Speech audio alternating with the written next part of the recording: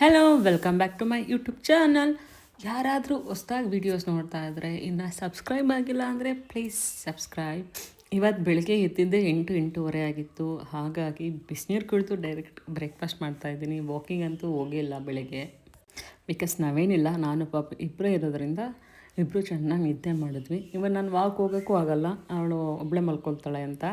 ಇವತ್ತಿನ ಬ್ರೇಕ್ಫಾಸ್ಟ್ಗೆ ನಾನು ಜೋಳದ ರೊಟ್ಟಿ ಮಾಡ್ತಾಯಿದ್ದೀನಿ. ಉತ್ತರ ಕರ್ನಾಟಕದವರ ಸ್ಪೆಷಲ್ ಖಡಕ್ ರೊಟ್ಟಿ ಅನ್ನೋ ಥರ ಜೋಳದ ರೊಟ್ಟಿ ಮಾಡ್ತಾಯಿದ್ದೀನಿ. ಬಟ್ ನಾನು ಖಡಕ್ ಆಗ್ತೀನಲ್ಲ, ಸ್ಮೂತಾಗಿ ಮಾಡ್ತಾಯಿದ್ದೀನಿ. ಜಸ್ಟ್ ಅದರಲ್ಲಿ 3 ರೊಟ್ಟಿ ಹಾಕಬೇಕು ಅಷ್ಟೇ ಮಾಡಿದ್ದು ನಾನು.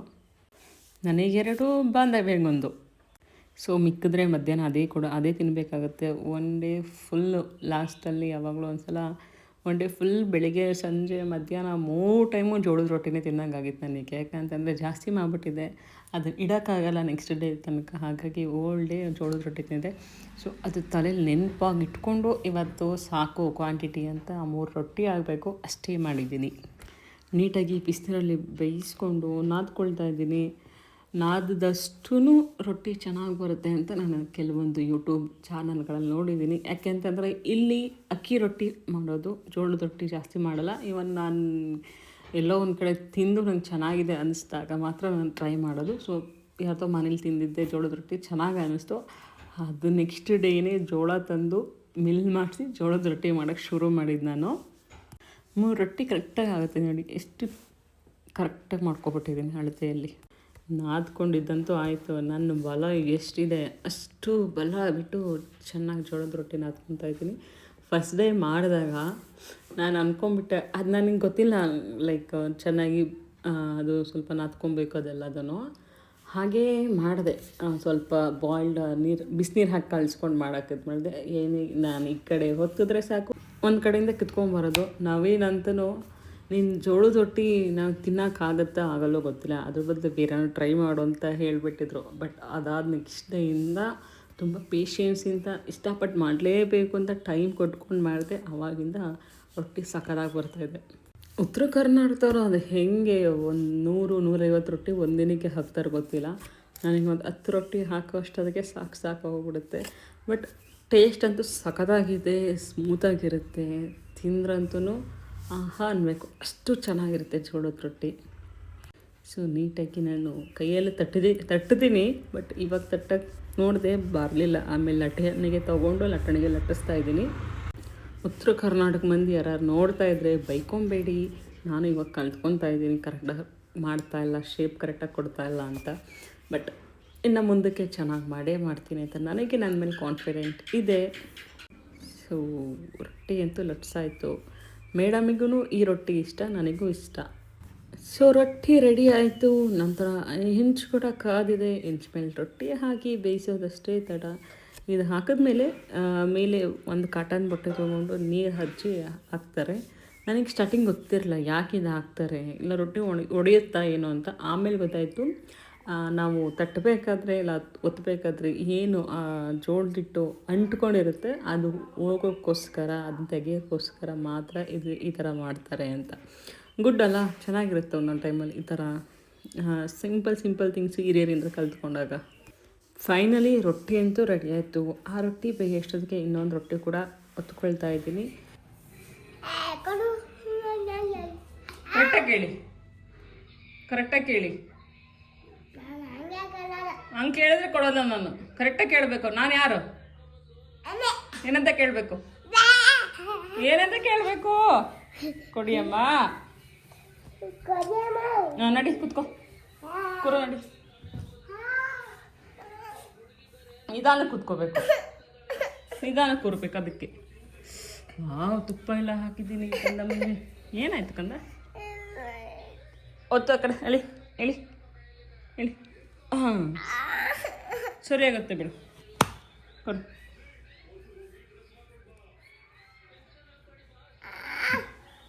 ತಗೋತೀನಿಲ್ಲಿ. ವಾವ್. ಸೊ ನಾನು ಪಲ್ಯ ಮಾಡಲಿಲ್ಲ, ರಾತ್ರಿ ಮಾಡಿದ್ನಲ್ಲ ಅದೇ ಪಲ್ಯ ಇತ್ತು, ಅದೇ ಸೋಯಾ ಚಂಕ್ಸ್ ಅದೆಲ್ಲ ಹಾಕಿತ್ತಲ್ಲ ಅದನ್ನೇ ತಗೊಂಡು ರೊಟ್ಟಿಗೆ. ಒಂದು ಸ್ಮೂತ್ ರೊಟ್ಟಿ, ಒಂದು ಖಡಕ್ ರೊಟ್ಟಿ ಆಗಿದೆ ನನ್ನ ಪ್ಲೇಟಲ್ಲಿ ಇವತ್ತು. ನನ್ನ ಮಗಳಂತೂ ರೊಟ್ಟಿ ತಿನ್ನು ಅಂತಂದರೆ ರೊಟ್ಟಿಗೆ ನೀರೆಲ್ಲ ಕುಡಿಸ್ತಾ ಇದ್ದಾಳೆ. ತುಪ್ಪ ಮಾತ್ರ ಖಾಲಿಯಾಗಿದೆ. ಅವಳ ತಟ್ಟೆಲಿ ಇರೋ ರೊಟ್ಟಿ ಅಂತೂ ಖಾಲಿ ಆಗಲ್ಲ. ಅವಳಿಗೆ ಯಾವಾಗಲೂ ತುಪ್ಪನೇ ಇಷ್ಟ. ತುಪ್ಪ ಬೇಕೇ ಬೇಕು ಅಂತಿರ್ತಾಳೆ. ಸೊ ನಾನು ಸ್ವಲ್ಪ ತುಪ್ಪ ಹಾಕ್ಕೊಂಡಿದ್ದೀನಿ. ತುಪ್ಪ ಬಂದು ಗುಡ್ ಫ್ಯಾಟ್. ನೀವು ಒಂದು ಅರ್ಧ ಸ್ಪೂನ್ ಡೈಲಿ ತೊಗೊಬಹುದು. ಅಂಥದ್ದೇನು ಮ್ಯಾಟ್ರ್ ಆಗಲ್ಲ ದಪ್ಪ ಹೋಗ್ಬಿಡ್ತೀವಿ ಅಂತ. ಅರ್ಧ ಸ್ಪೂನ್ಗೆ ನಾನು ಜಾಸ್ತಿ ತೊಗೊಳ್ತು ಅಂದರೆ ಖಂಡಿತ ದಪ್ಪ ಆಗ್ತೀರ. ಸಖತ್ತಾಗಿತ್ತು ಜೋಳದ ರೊಟ್ಟಿ. ಈ ಥರ ಹೆಲ್ದಿ ಫುಡ್ ಮನೇಲಿ ತಿಂತಾ ಇದ್ದರೆ, ಹೋಟೆಲ್ ಊಟ ಅಂತೂ ನಂಗೆ ಸಖತ್ ಬೋರಿಂಗ್. ಯಾವಾಗಲೂ ನಾವು ಹೋಟೆಲ್ ಫುಡ್ಡು ಹೊರಗಡೆ ತಿನ್ನಬೇಕು ಅಂದ್ರೆ ಬೇಜಾರು. ಮನೇಲಿ ಆರೋಗ್ಯವಾಗಿ ಹೆಲ್ತಿಯಾಗಿ ಮಾಡ್ಕೊಂಡು ತಿಂದು ಅಭ್ಯಾಸ ಆಗಿರೋದ್ರಿಂದ. ನಂತರ ಬೆಳಿಗ್ಗೆ ವಾಕ್ ಮಾಡಿರಲಿಲ್ಲ, ಸೊ ಸ್ವಲ್ಪ ಟೈಮ್ ಇತ್ತು, ಹಾಗಾಗಿ ಮನೇಲೇ ವಾಕ್ ಮಾಡ್ಕೊಳ್ತಾ ಇದ್ದೀನಿ. ಹೊರಗಡೆ ಹೋಗಬೇಕು ವಾಕಿಂಗಿಗೆ, ಬಟ್ ನಾವೇನಿಲ್ಲ, ಹಾಗಾಗಿ ಇನ್ನೂ 1-2 ಡೇಸ್ ಮನೆ ಒಳಗಡೆ ವಾಕಿಂಗ್. ಸೊ ಇಷ್ಟೆಲ್ಲ ಬಟ್ಟೆ ಇದೆ ಮುಡಿಸ್ಬೇಕು. ನನಗೆ ಹೆಲ್ಪ್ ಮಾಡ್ತೀಯಾ? ಹೌದಾ? ಪ್ರಾಮಿಸ್? ಏನು ಹೆಲ್ಪ್ ಮಾಡ್ತೀಯಾ? Face wash ಮಾಡ್ಕೊಬಂದಾ? ಕರ್ಗಿ ಆಗಿದೆಯಾ?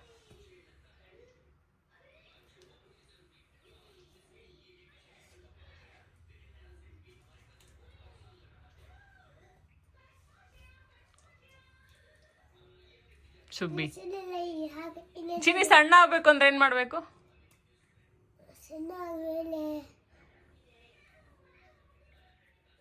ಸಣ್ಣ ಆಗ್ಬೇಕಂದ್ರೆ ಏನು ಮಾಡಬೇಕು?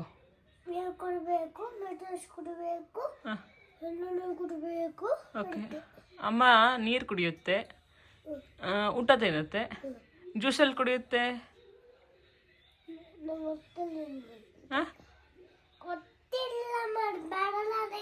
ಮತ್ ನೀನ್ ಯಾಕೆ ಅದು ಹೇಳ್ತೀಯ ಜ್ಯೂಸ್ ಕುಡಿಬೇಕು ಅಂತ? ಮತ್ತೆ ವಾಟರ್ ಮೆಲನ್ ಜ್ಯೂಸ್ ಅಂತಾರ. ಓಕೆ, ಫ್ರೂಟ್ಸ್ ಜ್ಯೂಸ್ ಕುಡಿಬೇಕು ಅಂತನಾ? ಕುಡಿಬಾರ್ದಲ್ಲ, ಹಣ್ಣಂಗೆ ತಿನ್ಬೇಕಲ್ಲ.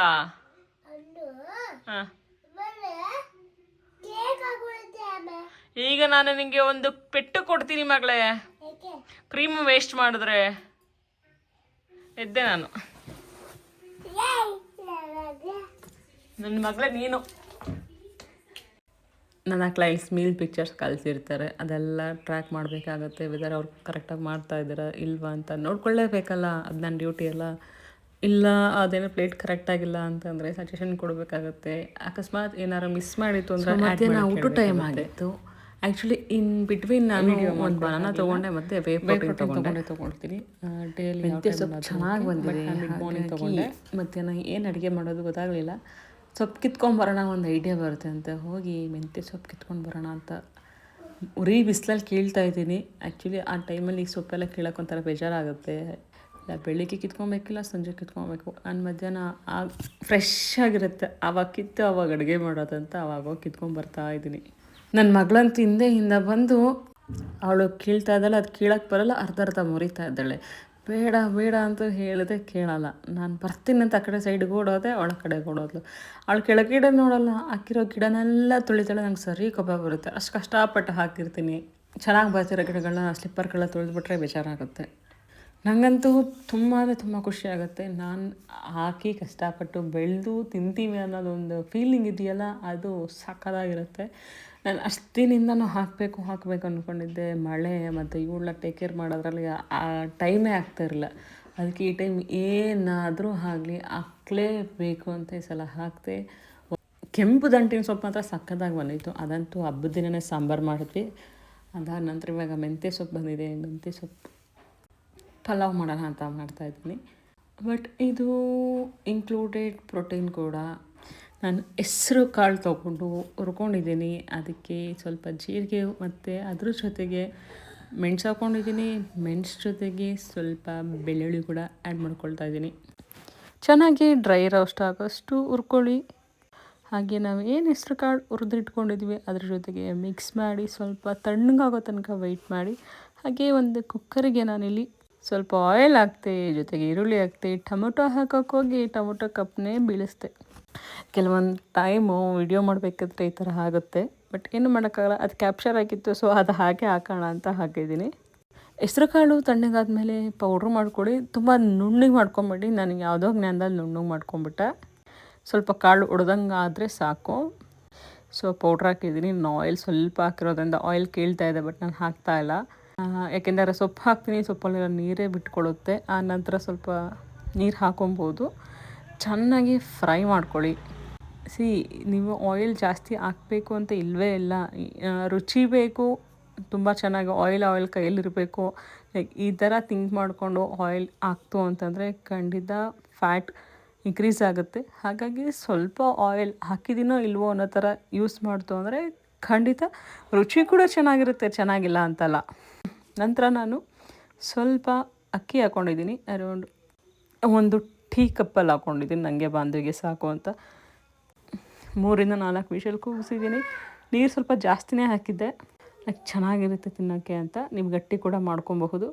ಇದಾಗಿತ್ತು ನನ್ನ ಮಧ್ಯಾಹ್ನ ಊಟ. ಹುರಿದಿರೋ ಹೆಸ್ರು ಕಾಳು ರೈಸು ಜೊತೆಗೆ ಮೆಂತ್ಯ ಸೊಪ್ಪು, ಹಾಗೆ ಕುಕುಂಬರ್ ಮತ್ತು ಮೊಸರು.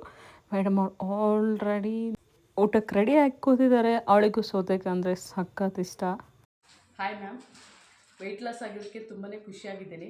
ನನ್ನ ಸ್ಟಾರ್ಟಿಂಗ್ ವೆಯ್ಟ್ ಬಂದು 87.15 ಇದೆ. ಇವಾಗಿನ ವೆಯ್ಟ್ ಬಂದು 68.5 ಇದ್ದೀನಿ. ಮನೆ ಊಟದಿಂದನೇ ವೆಯ್ಟ್ ಲಾಸ್ ಮಾಡ್ಕೋಬೋದು ಅಂತ ನನಗೆ ತುಂಬಾ ಖುಷಿ ಆಯಿತು. ನನಗೆ ಫಸ್ಟ್ ಸ್ಟಾರ್ಟಿಂಗ್ ನಂಬಿಕೆ ಇರಲಿಲ್ಲ. ನಾನು 2 ತಿಂಗಳು ಅಷ್ಟೇ ನಿಮ್ಮ ಹತ್ರ ಜಾಯ್ನ್ ಆಗಿದ್ದು. ಆಮೇಲೆ ಯಾವಾಗ ನನಗೆ ರಿಸಲ್ಟ್ ಚೆನ್ನಾಗಿ ಬರೋಕ್ಕೆ ಶುರುವಾಯಿತು, ಮತ್ತು ನಾನು 4 ತಿಂಗಳು ಜಾಯ್ನ್ ಆದೆ. ಇವಾಗ 6 ತಿಂಗಳಲ್ಲಿ ತುಂಬ ಚೆನ್ನಾಗಿ ರಿಸಲ್ಟ್ ಬಂದಿದೆ. ನನಗೆ ಇನ್ನೂ 2 kg ಟಾರ್ಗೆಟ್ ಇತ್ತು, ಬಟ್ ರೀಚ್ ಮಾಡೋಕ್ಕೆ ನನ್ನ ಕಡೆಯಿಂದಲೇ ಫಾಲ್ಟ್ ಆಯ್ತು ಅಷ್ಟೇ. ನೀವು ಕೊಡ್ತಕ್ಕಂಥ ಸಜೆಷನಿಂದ ನನಗೆ ತುಂಬಾ ಖುಷಿ ಆಯಿತು. ಮತ್ತು ಮನೆ ಊಟದಲ್ಲೇ ವೆಯ್ಟ್ ಲಾಸ್ ಮಾಡ್ಕೋಬೋದು ಅನ್ನೋದನ್ನು ನನಗೆ ತುಂಬ ಚೆನ್ನಾಗಿ ರಿಸಲ್ಟ್ ಕೊಟ್ಟಿದೆ ma'am. Thank you Divya ma'am. ಇವ್ರು ನನ್ನ ಕ್ಲೈಂಟ್ ಕವಿತಾ ಅಂತ. 6 ತಿಂಗಳಲ್ಲಿ 19 kg ವೆಯ್ಟ್ ಲಾಸ್ ಆಗಿದ್ದಾರೆ. ನನಗೆ ತುಂಬ ಅಂದರೆ ತುಂಬ ಇಷ್ಟ ಆಯಿತು ಇವ್ರ ಜರ್ನಿ. 87 ಇದ್ದರು, ಈಗ 68 ಆಗಿದ್ದಾರೆ. ನೀವು ಇವ್ರ ಥರನೇ ವೆಯ್ಟ್ ಲಾಸ್ ಆಗಬೇಕು ಅಂದ್ಕೊಂಡಿದ್ರೆ ಜಸ್ಟ್ ಕಾಂಟ್ಯಾಕ್ಟ್ ಮೀ ಆ್ಯಂಡ್ ನಿಮ್ಮ ಪರ್ಸ್ನಲೈಸ್ಡ್ ಡಯಟ್ ತೊಗೊಂಡು ಬೇಗ ವೆಯ್ಟ್ ಲಾಸ್ ಆಗಬಹುದು. ತುಂಬ ದಿನದಿಂದ ಇತ್ತು ಫ್ರಿಜಲ್ಲಿ ಸೈಡಲ್ಲಿ, ಹಾಗಾಗಿ ಇವತ್ತು ಮಾಡೋಣ ಬಂದು ಮಲಗಿದ್ಲು. ಅಷ್ಟರಲ್ಲಿ ಅವಳು ಎದ್ದೇಳೋ ತನಕ ಫ್ರೆಂಚ್ ಫ್ರೈಸ್ ಮಾಡೋಣ, ಅವಳಿಗೆ ಸಖತ್ ಇಷ್ಟ ಅಂತ ಏರ್ ಫ್ರೈರ್ಗೆ ಹಾಕ್ತಾಯಿದ್ದೀನಿ. ಆ್ಯಕ್ಚುಲಿ ನಾನು ಸ್ವಲ್ಪ ಆಯಿಲ್ ಯೂಸ್ ಮಾಡಿಲ್ಲ, ಲಾಸ್ಟಲ್ಲಿ ಯೂಸ್ ಮಾಡೋಣ ಅಂತ. ಸೊ ಅಗಾರೋ ಅವರ ಏರ್ ಫ್ರೈರ್ ಯೂಸ್ ಮಾಡ್ತಾಯಿದ್ದೀನಿ. ಅದೆಲ್ಲ ಆಪ್ಷನ್ ಇದೆ 20 ಮಿನಿಟ್ಸು. ಸೊ 20 ಮಿನಿಟ್ಸ್ ಆನ್ ಮಾಡಿಬಿಡ್ತು ಅಂತಂದರೆ ಅದ್ರ ಪಾಡಿಗೆ ಅದು ಆಗ್ತಾ ಇರುತ್ತೆ. ಮಿಡಲಲ್ಲಿ ಹೋಗಿ ಸ್ವಲ್ಪ ನೋಡ್ಕೊಂಡಿರ್ತೀನಿ ನಾನು. ಸೊ ಮೇಡಮ್ ಅವ್ರು ಆರಾಮಾಗಿ ಮಲಗಿದ್ದಾರೆ. ಅವಳಾಗಿದ್ದು ಅವಳೇ ತಲೆಗೆ ಎಣ್ಣೆ ಹಚ್ಕೊಂಡು ಇದ್ದಾಳೆ, ಮೈಯೆಲ್ಲ ಗಾಯ ಮಾಡ್ಕೊಂಡಿದ್ದಾಳೆ ಈ ಸಲ ಅಂತೂ. ಸೊ ಆಗ್ತಾಯಿದೆ, ಎಸ್ ಇನ್ನೇನು ಫೈನಲ್ ಆಗ್ತಾಯಿದೆ. ಏರ್ ಫ್ರೈರ್ ಬಂದಮೇಲೆ ನಾನು ಫ್ರೆಂಚ್ ಫ್ರೈಸ್ ತಿನ್ನೋಕ್ಕೆ ಶುರು ಮಾಡಿದೆ. ಕೇಳ್ಬೋದು ಆಲೂಗಡ್ಡೆ ತಿನ್ನೋಂಗಿಲ್ಲ ಹಾಗೆ ಹೀಗೆ ಅಂತ. ಲಿಮಿಟೇಷನಲ್ಲಿ ತಿಂದರೆ ಏನು ತರಕಾರಿ ಬೇಕಾದ್ರೂ ತಿನ್ನಬಹುದು. ಸೊ ಫೈನಲಿ ರೆಡಿ ಆಗಿದೆ ಫ್ರೆಂಚ್ ಫ್ರೈಸ್ 20 ಮಿನಿಟ್ಸಿಗೆ ವಿತೌಟ್ ಆಯಿಲ್. ಸೊ ನಾನು ಸ್ವಲ್ಪ ಅಚ್ಕಾರದ ಪುಡಿ ಹಾಕ್ತೆ, ಸಾಲ್ಟ್ ಹಾಕ್ತೆ, ಅದಕ್ಕೆ ಸ್ವಲ್ಪ ಪೆರಿ ಕೂಡ ಆ್ಯಡ್ ಮಾಡಿದೆ. ಲಾಸ್ಟಲ್ಲಿ ಸ್ವಲ್ಪ ಕೊಕೊನಟ್ ಆಯಿಲ್ ಹಾಕಿದ್ದೀನಿ. ಹಾಕಿದ್ನೋ ಇಲ್ವೋ ಅನ್ನೋ ಥರಕ್ಕೆ ಹಾಕಿದ್ದೀನಿ. ಸೊ ನಂತರ ಚೆನ್ನಾಗಿ ಮಿಕ್ಸ್ ಮಾಡ್ಕೊಳ್ತಾ ಇದ್ದೀನಿ. ಇದು ನನಗೆ ಬಂದು ಇಬ್ರಿಗೂ. ಹಾಗೆ ನಮ್ಮ ಟೀ ಕೂಡ ರೆಡಿಯಾಗಿದೆ. ಮಸಾಲ ಟೀ, ಶುಂಠಿ ಹಾಗೂ ಏಲಕ್ಕಿ ಮತ್ತು ಲವಂಗ ಹಾಕಿ ಲಾಸ್ಟಿಗೆ ಅದು ಪ್ರೆಸ್ ಮಾಡ್ತು ಅಂದರೆ ಏನು ಸೊಪ್ಪಲ್ಲಿ ಇರುತ್ತಲ್ಲ ಟೀ ಎಲ್ಲ ಬರುತ್ತೆ, ಫ್ಲೇವರ್ ಸಕ್ಕತ್ತಾಗಿರುತ್ತೆ. ನಾನು ಹೇಳಿಲ್ವ ಅವಳು ಎದ್ದೇಳೋ ತನಕ ಫ್ರೆಂಚ್ ಫ್ರೈ ರೆಡಿಯಾಗಿರುತ್ತೆ ಅಂತ. ಹಾಗೆ ಎದ್ದಿದ್ದಾಳೆ. ಅವಳಿಗೆ ಸಾಸ್ ಇರಲೇಬೇಕು, ಸಾಸ್ ಹಾಕಮ್ಮ ಸ್ವಲ್ಪ ಅಂತ ಫಸ್ಟೇ ಕೇಳಿಬಿಡ್ತಾಳೆ. ಅವಳು ಫ್ರೆಂಚ್ ಫ್ರೈಸ್ ತಿಂತಾ ಇದ್ದಾಳೆ. ನಾನು ಟೀ ತೊಗೊಳ್ಳೇಬೇಕಲ್ಲ, ಟೀ ಜೊತೆಗೆ ಫ್ರೆಂಚ್ ಫ್ರೈಸ್ ಎಂಜಾಯ್ ಮಾಡ್ತಾಯಿದ್ದೀನಿ. ಸ್ನ್ಯಾಕ್ಸಾಗಿ ನೀವು ಟೀ ಆರ್ ಕಾಫಿ ಯಾವ್ದಾರು ತೊಗೊಬೋದು, ಬಟ್ ಶುಗರ್ ಅಥವಾ ಬೆಲ್ಲ ನೋಡಿಕೊಂಡೇ ಯೂಸ್ ಮಾಡಿ. ಶುಗರ್ ಬೆಲ್ಲಕ್ಕೂ ಏನು ಡಿಫ್ರೆನ್ಸ್ ಏನಿರಲ್ಲ. 5 to 10 gram per day you can consume. Snacks ಆಗಿ ಪೀನಟ್ಸ್ ತೊಗೊಬೋದು, ಜೋಳ ತೊಗೊಬೋದು, ಸ್ವೀಟ್ ಕಾರ್ನ್, ಪಾಪ್ಕಾರ್ನ್ ತೊಗೊಬೋದು, ಬಿಸ್ಕೆಟ್ ತೊಗೊಬೋದು, ಮಖಾನ ಎಲ್ಲ ತೊಗೊಬೋದು. ಸ್ನಾನ ಆಯಿತು, ಸ್ವಲ್ಪ ಬಿಸಿನೀರು ಕುಡಿಯೋಣ ಅಂತ ಬಿಸಿನೀರು ಕುಡಿತಾ ಇದ್ದೆ. ಮೇಡಮ್ ಅವರು ನಾನೇನಾದ್ರು ವಿಡಿಯೋ ಆನ್ ಮಾಡಿಬಿಟ್ಟೆ ಅಂತಂದರೆ ಏನು ಮಾಡ್ತಾಳೆ ನೋಡ್ಕೊಳ್ಳಿ, ಸ್ಲಿಪ್ಪರ್ ಹಾಕೋತಾ ಇದ್ದಾಳೆ ಮೆಲ್ಲಗೆ.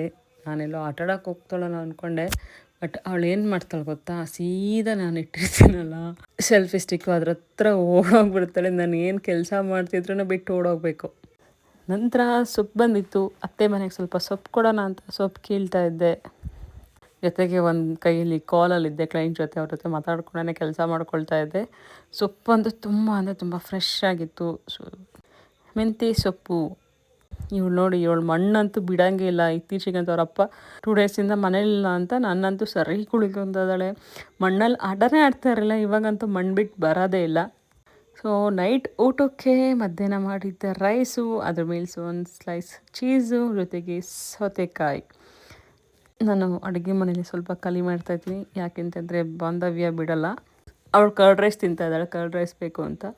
ಸೊ ಹಾಗಾಗಿ ನಾನು ಇವಾಗ ಚೀಸು ಕೊಟ್ಟೆ ಅಂತಂದರೆ ಅದು ತಿಂತಾಳೆ. ಸ್ವಲ್ಪ ಹೊಟ್ಟೆ ಕೆಟ್ಟಂಗೆ ಆಗುತ್ತೆ ಅಂತ ನಾನು ಅಡುಗೆ ಮನೇಲಿ ಸ್ವಲ್ಪ ಖಾಲಿ ಮಾಡಿ ನಂತರ ಹೋಗಿ ಅವಳು ಗೊತ್ತಿಲ್ಲದಂಗೆ ತಿಂತಾಯಿದ್ದೀನಿ ನಾನು. ಚೆನ್ನಾಗಿತ್ತು. ಚೀಸ್ ಸ್ವಲ್ಪ ಮೆಲ್ಟ್ ಥರ ಆಯಿತು, ಬಿಸಿ ಅನ್ನದ ಮೇಲೆ ಹಾಕಿದ್ನಲ್ಲ ಆ ಥರ, ಅದಕ್ಕಾಗಿ. ಸೊ ಪ್ರೋಟೀನ್ ಆಪ್ಷನ್ ಆಗಿ ಪನ್ನೀರ್, ಚೀಸ್ ಎಲ್ಲ ತೊಗೊಬೋದು, ಬಟ್ ಕ್ವಾಂಟಿಟಿ ಸ್ವಲ್ಪ ತಲೆಯಲ್ಲಿರಲಿ ಯಾವಾಗಲೂ. ನಮ್ಮ ಮೇಡಮ್ ಅವರು ಮೊಸರನ್ನ ತಿಂತಾ ಇದ್ದಾರೆ ಟಿ ವಿ ನೋಡಿಕೊಂಡು. ಅವಳಿಗೂ ಮೊಸರು ಅಂದರೆ ಸಖತ್ ಇಷ್ಟ. ಸೊ ಮೊಸರು ಅವಳೇ ಹಾಕ್ಕೊಂಡು ಊಟ ಮಾಡ್ತಾಯಿದ್ದಾಳೆ. ನನಗಂತೂ ಊಟ ತಿಂಡಿ ಮಾಡಿಸೋದಂತೂ ಒಂದು ಕೆಲಸದಿಂದ ತುಂಬ ರೆಸ್ಟ್ ಕೊಟ್ಬಿಟ್ಟಿದ್ದಾಳೆ. ಊಟ ಆಯಿತು, ಊಟ ಆದಮೇಲೆ ಮೇಡಮ್ ಅವರು ಬೆಡ್ಶೀಟ್ ಕೆಳಗಡೆ ತೊಗೊಂಡು ನೀಟಾಗಿ ಟಿ ವಿ ನೋಡ್ತಾ ಇದ್ದಾರೆ. ಸೊ ಇದಾಗಿತ್ತು ನನ್ನ ದಿನ. ಈ ದಿನದಲ್ಲಿ 10,000 ಸ್ಟೆಪ್ಸ್ ಕಂಪ್ಲೀಟ್ ಮಾಡಿದ್ದೀನಿ, 30 ಮಿನಿಟ್ಸ್ ವರ್ಕೌಟ್ ಕಂಪ್ಲೀಟ್ ಮಾಡಿದ್ದೀನಿ. ಇಷ್ಟ ಆಗಿದ್ದಲ್ಲಿ ಸಬ್ಸ್ಕ್ರೈಬ್ ಆಗಿ, ಶೇರ್ ಮಾಡಿ. Thank you.